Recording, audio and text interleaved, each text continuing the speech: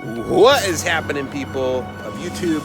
Welcome back to Chevy Nerd, and today we got Nerd Tip numero dos, Nerd Tip number 2. Today we're going to talk about one of the most underutilized features on pretty much every vehicle nowadays, which is called dual zone climate control. We ask about it all the time, we want it in our trucks, but once we get it, we don't use it. Let's figure it out. Let's work it out so you guys can start using it today. Here today at the Chevy Nerd, dual zone climate control. Let's check it out.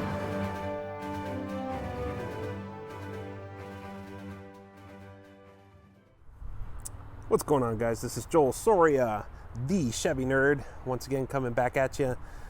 We're going to take a look at the 2019 Chevrolet Trail Boss Silverado. But one of the things we're going to look at is a feature inside. So this is a nerd tip. So nerd tip number 2. So we're going to go ahead and take a look at dual zone climate control, but we're going to use this as our vehicle to kind of show off the capability.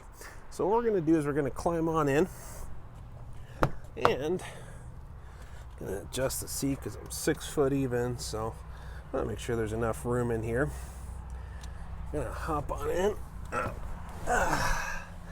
And today we're going to talk about this bad boy.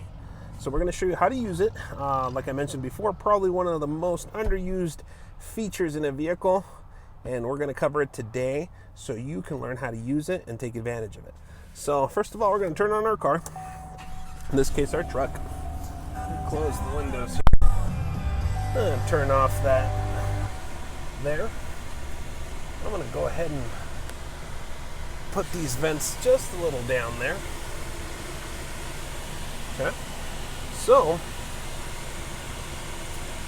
what I'm about to show you is how this guy works.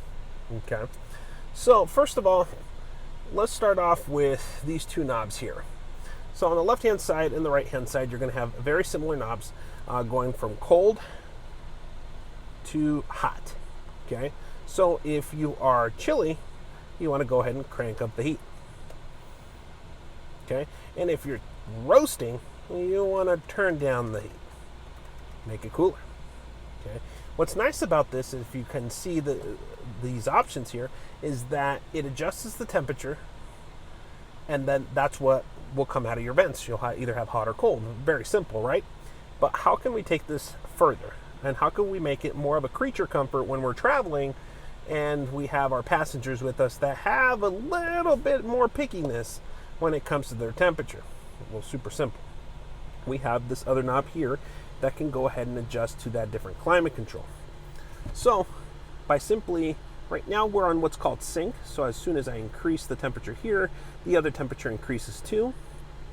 But we're going to get out of sync. So I like my things a little chilly.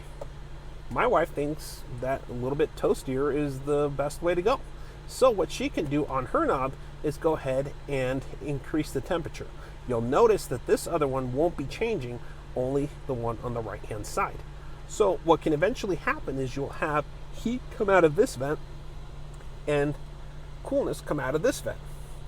This helps out especially on long trips. So it works out just to give you a little bit more comfort as you drive. Now, let's take it a step above and show you more features about this system. Right towards the bottom here, you're going to see the auto button. The auto button basically sets it up like a thermostat inside your home.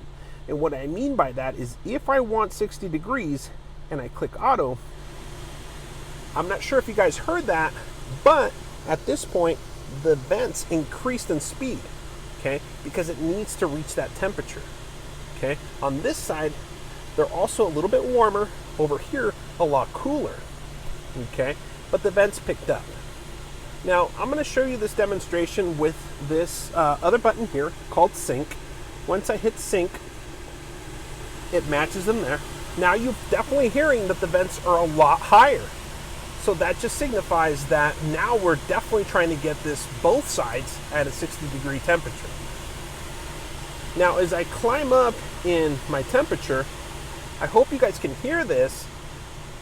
The speed of the vents goes down. Now, out here, let's double check. It's at an epic 107 degrees, so it's roasting out there.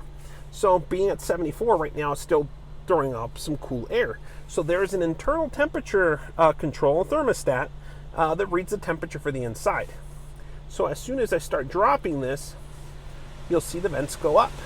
Now, as time passes though, and the cabin starts to cool off, as soon as the cabin cools off, even though we're at a 69 degree here as per se, the vents will slowly start coming down because it's already reached that temperature. That's the beauty of this system, because it literally works like the thermostat at home.